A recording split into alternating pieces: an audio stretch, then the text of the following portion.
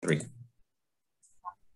All right, ladies and gentlemen, welcome back to another episode of the Mike in New Haven podcast. We are locked and loaded. It's going to be a very busy summer for the show. If you haven't checked out the previous two episodes, it was a continuation of the miniseries, The Best of the Bravest, and it featured retired FDNY firefighter Hank Millay, who did 23 years with the department from 1979 to 2002. It was a two-part special. He was a great guy to talk to, a fountain of knowledge. And he talked about a lot of different things, including responding to the 1993 World Trade Center bombing, working during the crazy 1980s, working in Rescue One, which is one of the most elite companies in the fire service, not just in New York, but anywhere. And his hand in formulating the Special Operations Command, which launched in 1998. Hank's a great guy and was a great guest. My next guest, now, this is a project that I have been embarking on and I'm very excited to do. And it's going to feature two returning guests of the podcast, one of which you will see today, and what is a very special edition of Tales from the Boom Room, Profiles of the NYPD's Arson and Explosion Squad.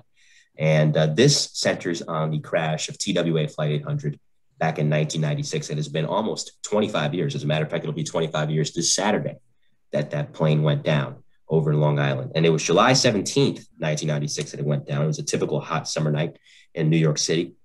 And at John F. Kennedy International Airport, Trans World Airlines Flight 800, aka TWA Flight 800, was ready to take off. And with 230 passengers on board, the flight was destined originally for Rome, with the carryover flight that would take it through 230 passengers on board to Paris, France. But sadly, they never make it. Just 12 minutes after takeoff, the plane was traveling over East Moriches, New York, when it exploded and subsequently crashed down into the Atlantic Ocean below, killing all on board. Many agencies were assigned to investigate just what went wrong, and among them was the NYPD's bomb squad. And among the detectives assigned to uncover just what went wrong was the bomb squad's intelligence coordinator at the time. And what, did you think that he was off the hook?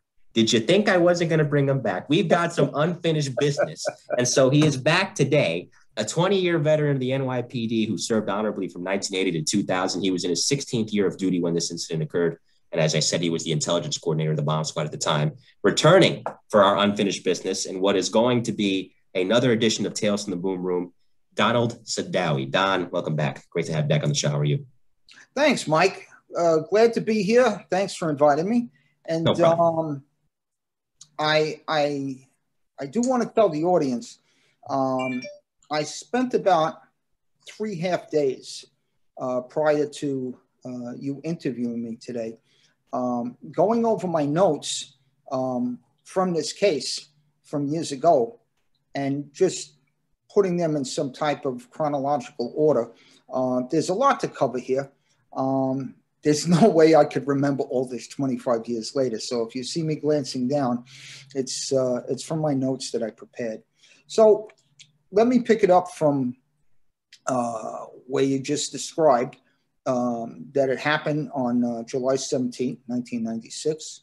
It was a very, very hot day and a very hot night. It was a clear night. And as you said, the plane exploded on takeoff. A little background, the aircraft itself is an older aircraft. I want to preface something. I'm not an aircraft engineer. I'm just a detective from the bomb squad, but we did this investigation. I was just one of many investigators from different agencies that was asked to help out with this. So I describe myself as a cog in the wheel. I do have a lot of knowledge and information about this. Again, I don't have the knowledge that the NTSB or the FAA had, but we worked side by side. I actually worked with a fellow from the FAA named Ed Cattell. He's a former member of the U.S. Navy. He was a naval commander, and he's a bomb tech. And we've been friends for many, many years. And I worked with him pretty much shoulder to shoulder, along with many others. So I just wanted to say I am not an expert on aircraft. These things happen, unfortunately, and there's no real way to prepare for these catastrophes. You know, people are thrown together, and I'm going to describe to you now taking you through kind of a timeline of how I was involved in this. The flight was delayed for hours, hot night, sitting on a runway. Again, it departed JFK for Paris, which is actually Charles de Gaulle Airport. The explosion happened at 8:31 p.m. while climbing an altitude from takeoff. When this occurred, it was approximately, they figured that it's 11 miles from the south coast of Long Island, and it was a clear and a clear night. And there was a lot of people who were just enjoying the evening, and many, many witnesses. When this incident occurred, there was approximately 736 people who witnessed this.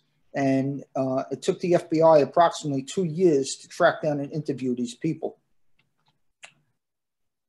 Going back to that night, there was a massive response on the water that night by the U.S. Coast Guard and many volunteers and small crafts.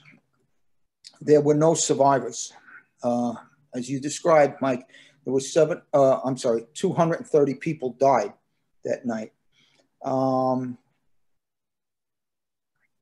The debris was scattered in different debris fields because the front of the plane broke off first and fell, and then the rest of the plane fell. So the debris field covered about 10 miles. The pieces of the aircraft and its contents were scattered on the clear sandy bottom off of Long Island. Again, about 11 miles out from the coast. It was on a clear sandy bottom, and it was about less than 200 feet of clear salt water.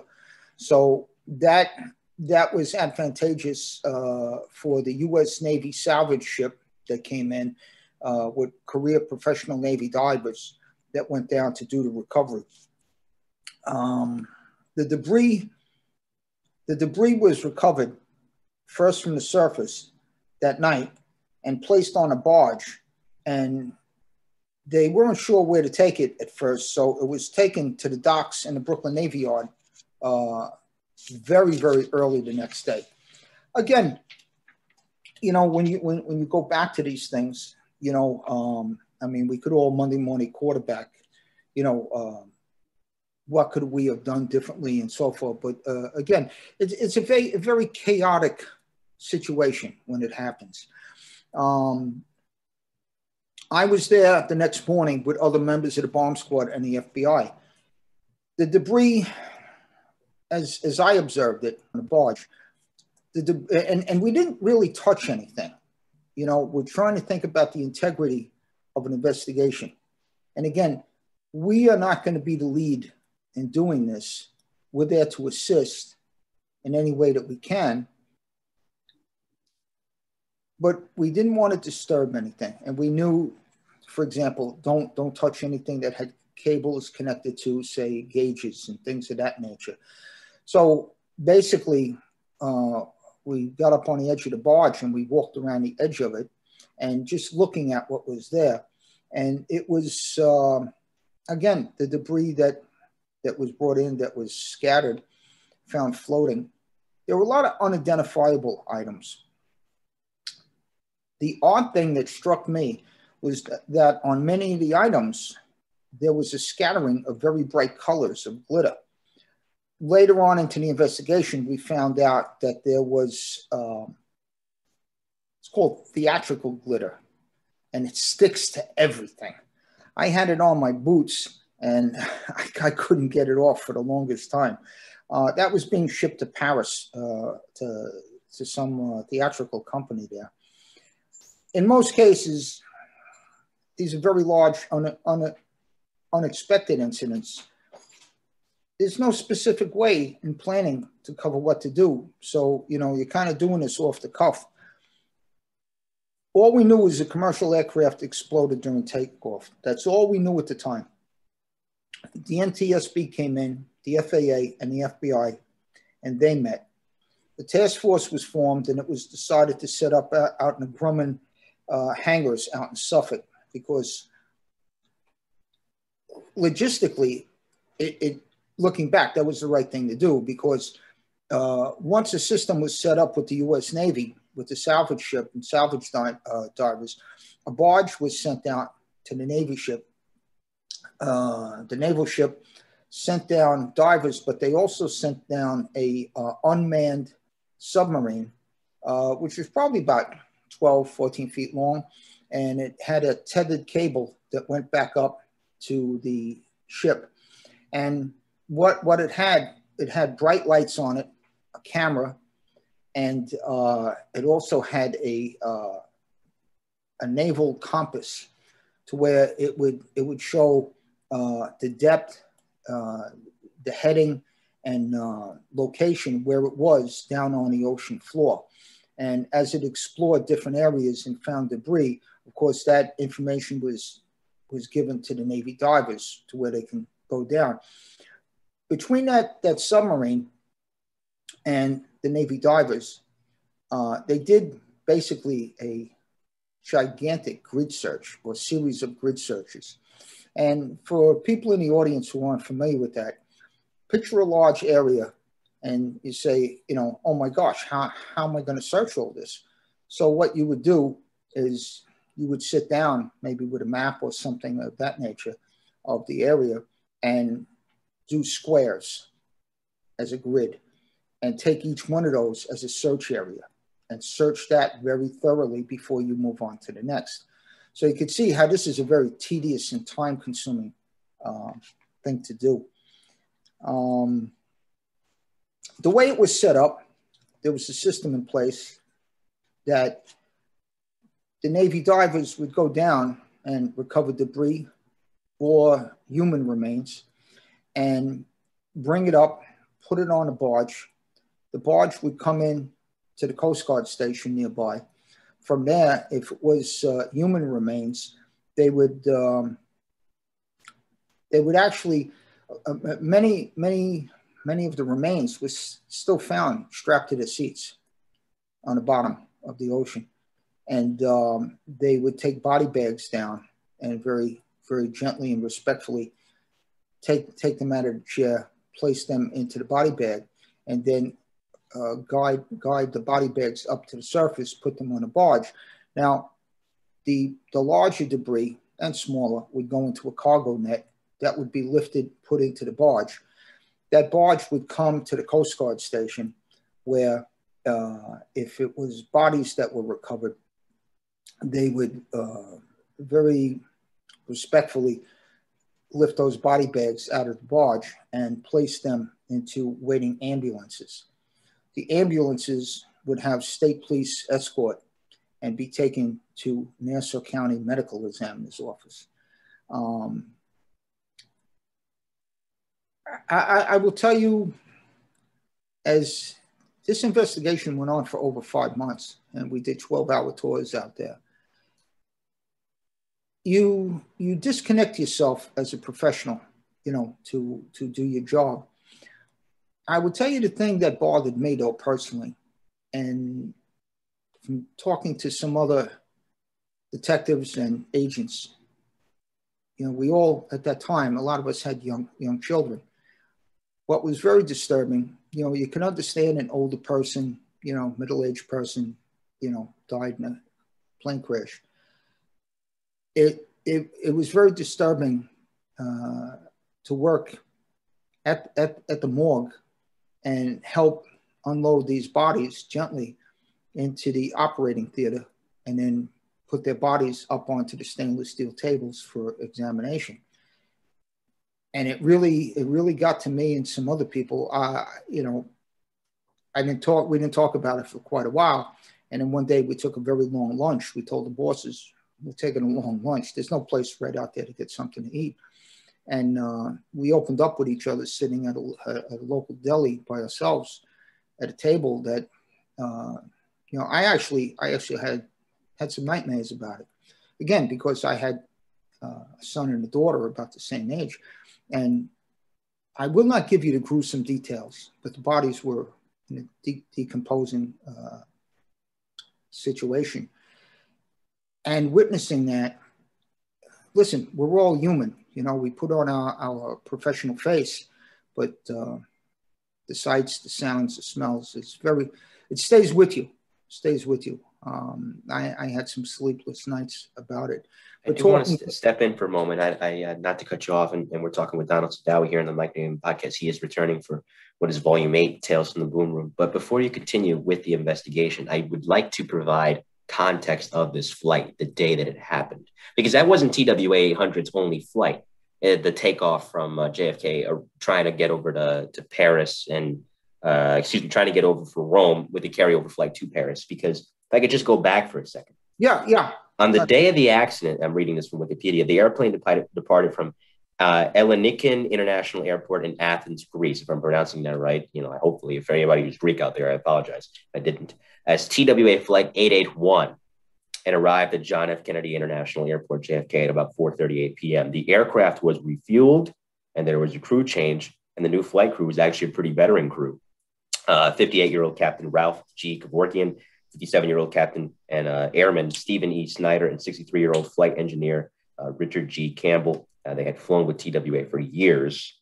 In addition to that, there was a 25-year-old Flight Engineer Oliver Crick, who was starting the sixth leg of his initial operating experience training. So he was pretty deep into his training, getting along there quite well in his career.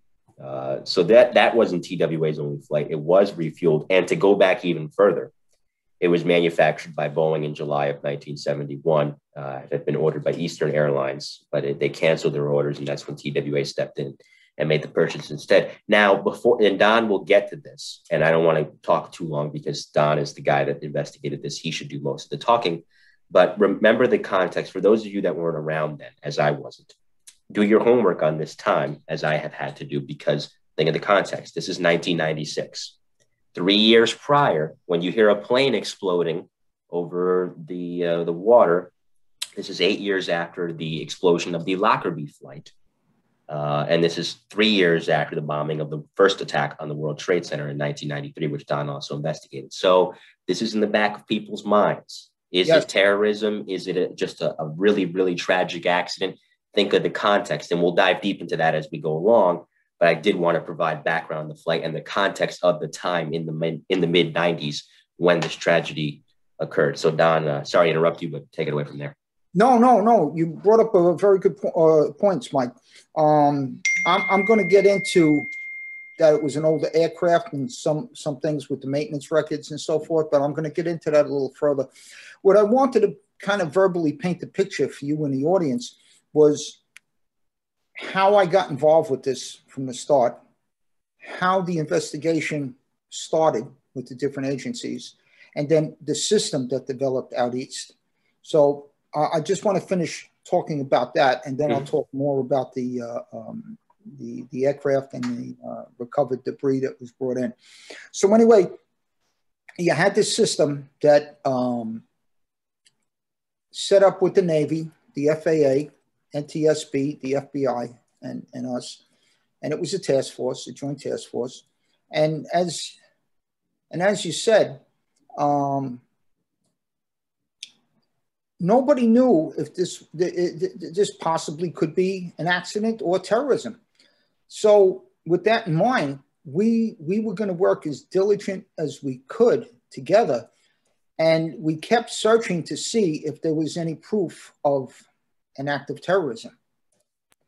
So it's a very time-consuming, tedious investigation. So I told you about the bodies and how that was recovered, and then the lion's share of all the unidentifiable as well as identifiable parts of the aircraft were put on big flatbeds with cargo nets, still dripping of seawater, and driven with state police escort out to the Grumman hangars. So we had 4 big hangars to make use of. And the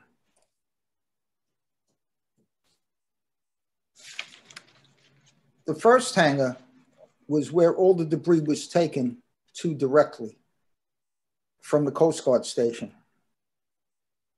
it was lifted and lowered inside the hangar with these huge hoists that they had up inside the roof of the hangar that was made to move aircraft as they were building it and putting it together. Now we're using it in an opposite role, and it would be set down and then laid out gently, and this whole joint team would meticulously move forward and examine each and every piece. I mean, pieces as smaller than your fist, we would examine. And anytime we saw anything with cables or gauges, we would stay where we were, and we would let somebody from the FAA and the NTSB to alert them to it. They would move forward, and they didn't want anything to interfere with what was registered on the gauges at that last minute during the flight. I'm jumping ahead a little bit, but excuse me. No problem. Eventually the black box was recovered. And according to investigators, they said they listened to it over and over and over again. And there didn't seem to be anything that led to one way or the other what was the cause of the explosion. What was interesting on the audio, toward the end, before it cut off, which was the time of the explosion, there were for like a second, two separate interruptions in recording. And keep that in mind, okay? If I forget this, bring this to my attention later, because this ties in further with the investigation. So that's from the black box. So it really didn't help us decide one way or the other what caused this. So we worked constantly. We worked really well together with the different agencies.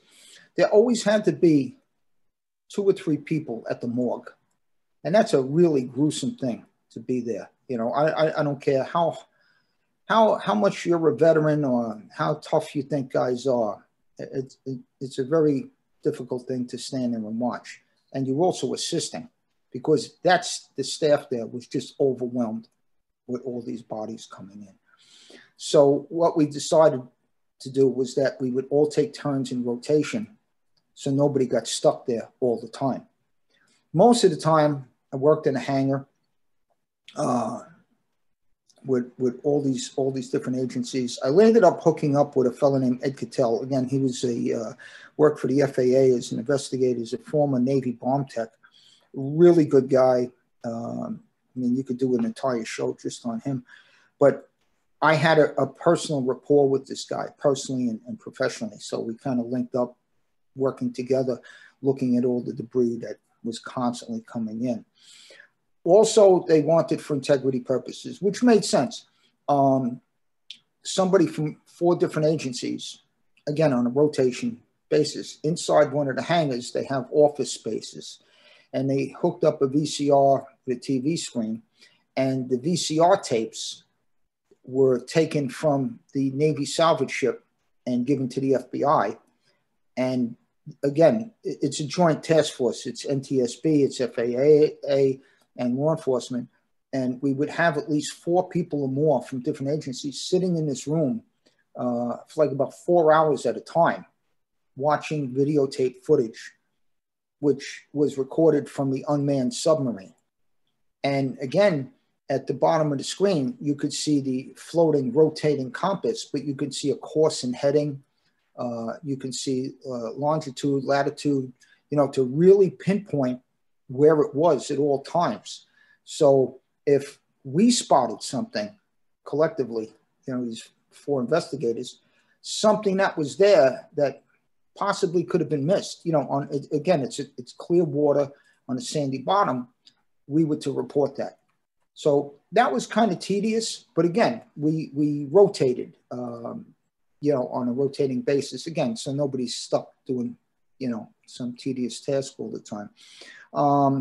Most of the time was spent out in the hangar, and it's amazing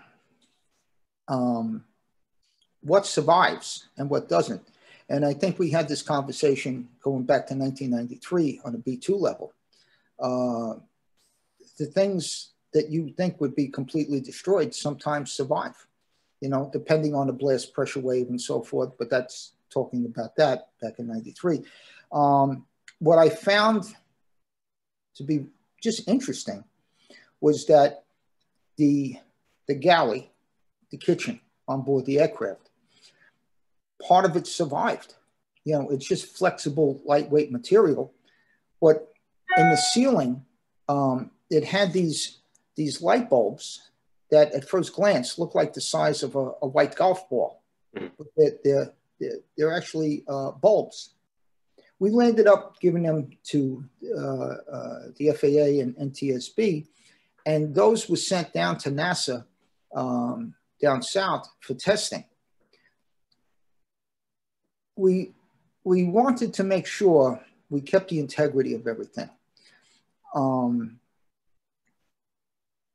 We started to have things come in, and then with the help of many, many other more qualified people in the first hangar, we had the two aircraft wings of the airport, of the aircraft, and we had the fuselage. Now that's the body of the plane. So we're talking about the outer metal skin, and inside what's called the stringers. It's like the skeletal supports for the inside the aircraft. And they started to recreate it on the floor of the first hangar. Eventually, the 4 engines were recovered. Those were taken to another hangar for examination. I was not part of that, and there was no need for me to be. You know, that's outside my realm.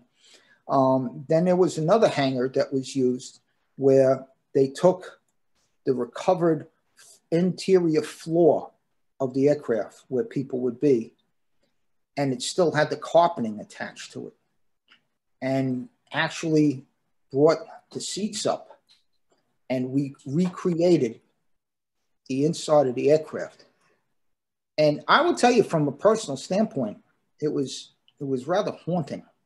Now, the reason I say that is that you can see from where the plane broke apart, with the front of the aircraft broke off, but further back, inside the aircraft, above where the main explosion happened, you can see a huge burnt, seared fireball ripped across the floor of the aircraft, and you can follow it.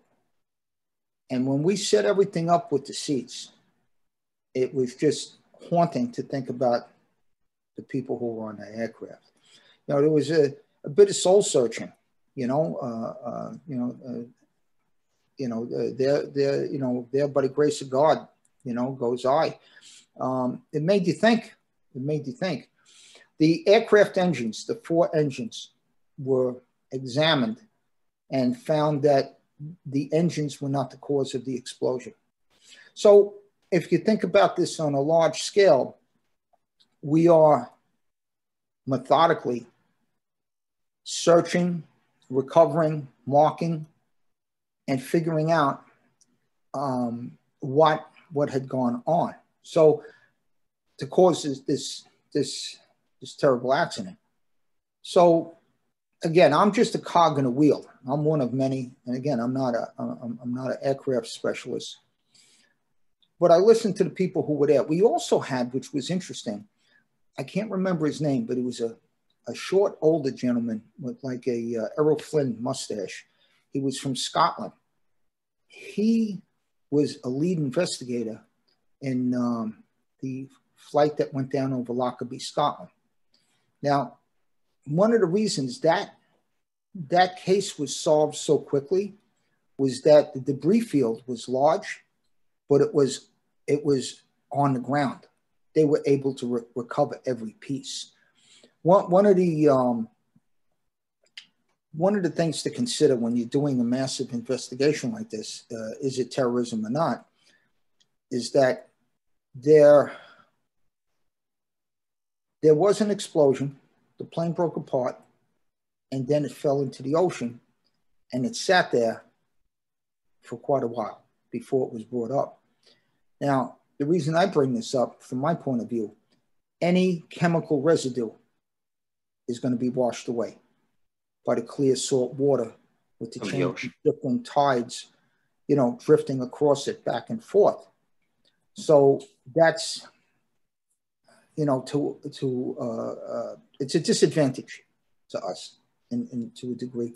So this is what we were working on: 12 hours a day, 5 days a week, sometimes 6.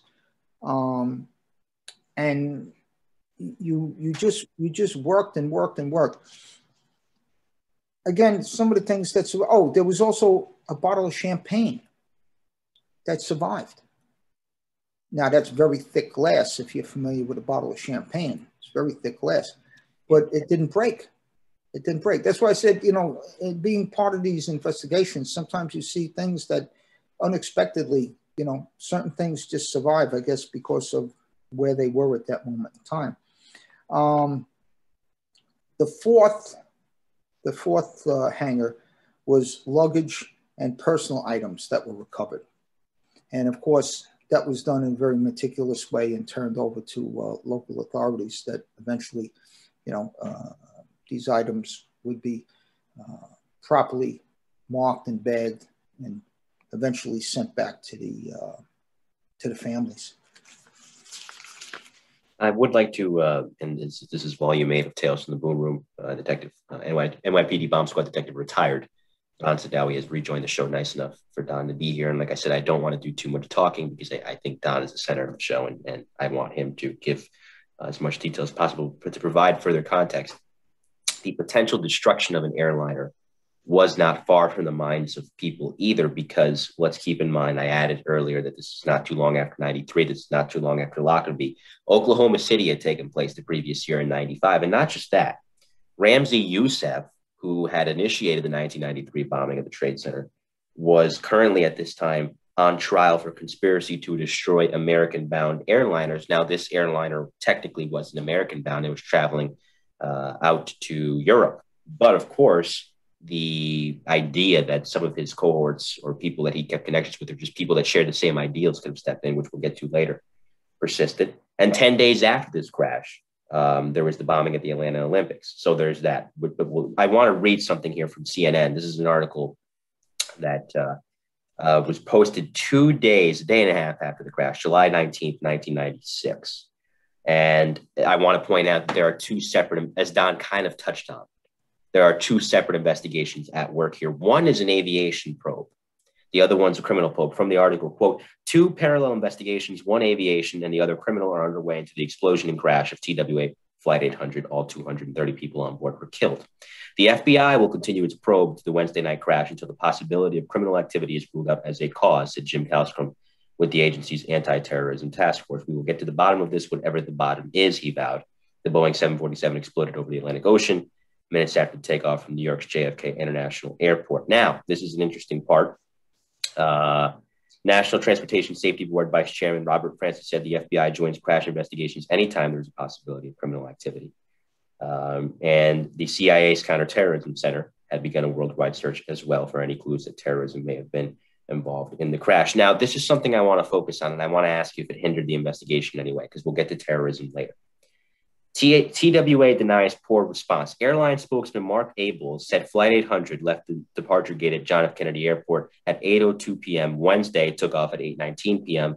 and dropped from radar screens, which I'm assuming is when the plane went down, 8:48 p.m. Eastern Standard Time.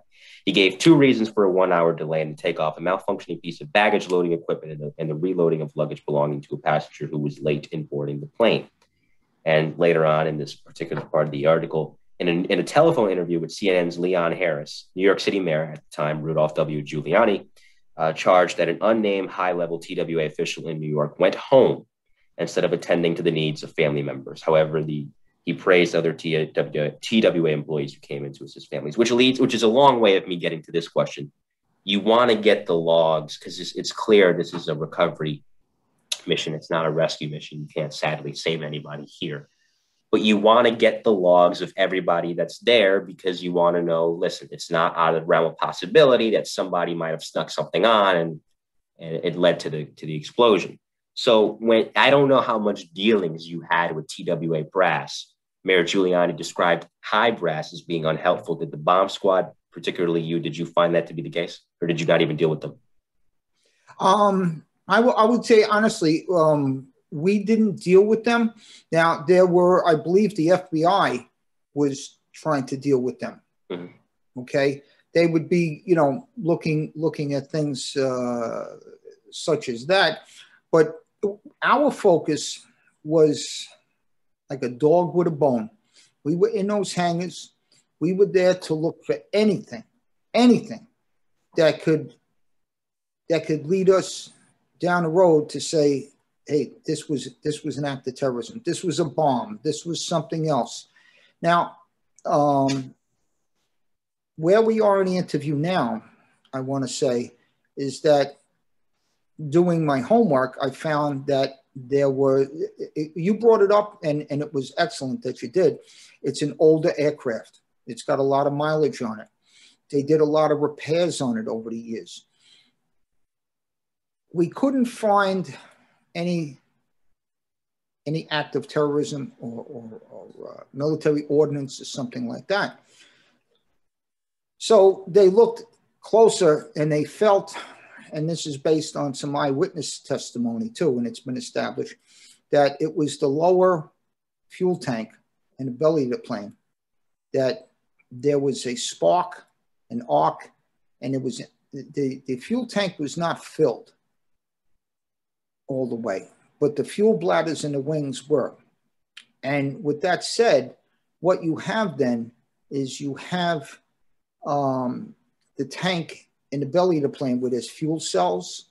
And within the fuel cells, there's a thing called slave pumps. That's just the vernacular that the FAA uses. And what it is like, you know, if you're driving your own vehicle and you look at the gas gauge and you're like, oh my gosh, I'm below E. And that little light goes on to remind you that you're very low on fuel. Right. There's always an emergency reserve in your car. Same thing with an aircraft. And these pumps are designed to have very, very low voltage. And, you know, they're made to standards where they don't spark. And they believe that it was either a slave pump or something right in proximity that caused a spark on wires that were repaired over the years. And what they do is they bundle them and they pull them tightly together. And those were in very close proximity to that tank. Now, underneath the main fuel tank that exploded is air conditioning equipment for the whole aircraft. And remember, it was delayed for a couple of hours before takeoff. It was an extremely hot day and night, so they wanted to keep everybody cool and comfortable. So the plane, the engines were running, the air conditioning was running, and they believed that another possibility was that the air conditioning equipment heats up while it's working, you know, down underneath the plane. And that was underneath the tank also.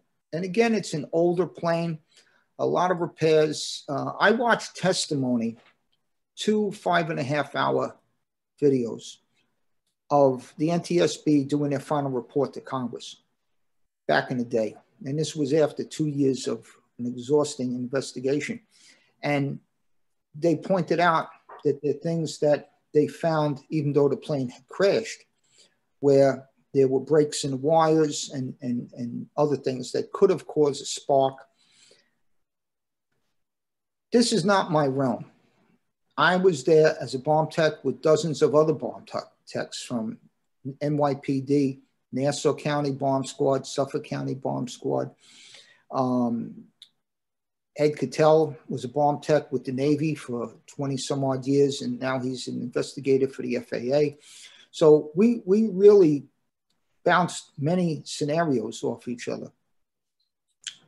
So here's how this thing concluded. And you can look this up on the internet, but this is what it come down to. Now I'm giving you my observations, what I was present and privy to. I'm going to leave it, and believe me, I am not a conspiracy advocate. I am not.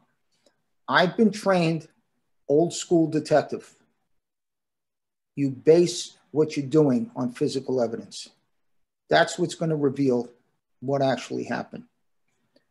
Do you take witness statements? Absolutely.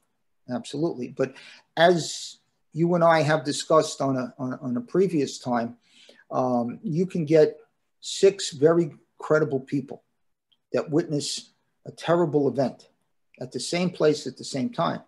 And they're all going to give you a little bit different interpretation of what they saw. Now, nobody's lying, okay? It's just, their interpretation, what their mental baggage is, their life experience, and what they possibly perceive as well as what they see, which is you have to distinguish what people perceive from what they actually see. And you don't want to get it mixed up, if that makes sense.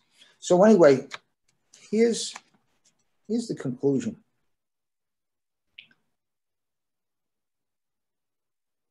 Our involvement as bomb techs, we were involved for over 5 months, 12-hour tours. It was exhausting physically, sometimes a little bit mentally, emotionally, to witness some of the things that you saw at the morgue. I mean, we're all human, we put on our professional face, but, we continue to march forward, but later on that long drive home, you think about what you saw that day. So that's something that kind of always stayed with me. So anyway, here's the conclusion of this. Is best that I could put together from being there, as well as speaking to agents. This tragedy occurred. It took the FBI 2 years to track down 736 witnesses, eyewitnesses, and interview them in depth, okay? The investigation concluded after 2 years, and the statements were turned over to investigators and to the NTSB, who really had the final say in this and had to make a report to Congress. Again, 2 days of testimony, 5.5 hours each. After 736 interviews were conducted by the FBI with eyewitnesses, 100 stated independently they didn't know each other, they had no affiliation with each other, they didn't know what other people were saying. 100 people out of 736 said words to the effect that they witnessed that night when they looked up at the aircraft before it exploded, that somewhere out on the horizon, on the ocean, further out, they saw something traveling up from the surface of the ocean into the sky and heading toward the aircraft with a flaming tail that traveled up to the aircraft. Then, when it reached the aircraft, there was a small explosion occurred behind the starboard wing of the body of the aircraft. So starboard, that's the right wing of the aircraft, just behind it. And that's in line with the main fuel tank. So people saw this small explosion occurred. Then a very large explosion, a fireball happened. Then the front end of the aircraft broke off Again, the aircraft was still ascending. It didn't reach cruising altitude yet. The front nose of the plane broke off, but the aircraft still continued